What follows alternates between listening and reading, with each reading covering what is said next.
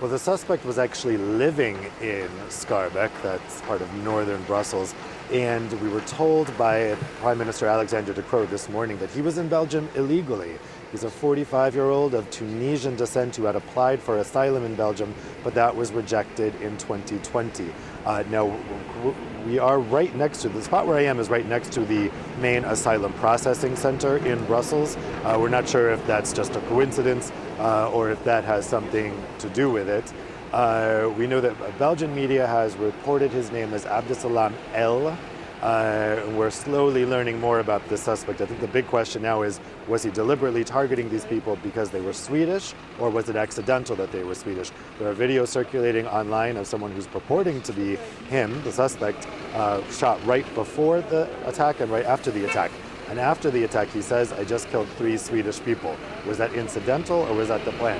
That's what they're trying to figure out. In the meantime, they have police presence outside Swedish institutions here in this city, just in case. Also, I should note that where I'm standing right now is right next to the canal in Brussels, and on the other side of that canal is Molenbeek. So these neighborhoods, Molenbeek and Schaerbeek, they will be familiar to people who were following the Brussels attacks and the Paris attacks. They were both related because the cells that organized those attacks were operating out of Molenbeek and Schaerbeek. And also, after the attacks, the suspects were also there, shot dead in Schaerbeek. So these are neighborhoods that keep coming up with these incidents. Dave, a final brief question. A lot of people wondering what it means for Belgium to be on maximum security alert level. What does that mean in terms of policing on the streets?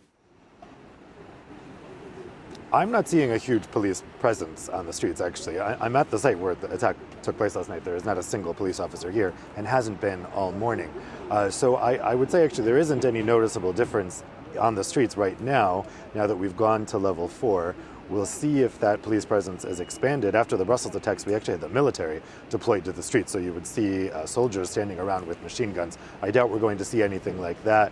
What it specifically means that we're on the highest terror alert level, level 4, here in Brussels, and the rest of the country is on level 3, it's not exactly clear.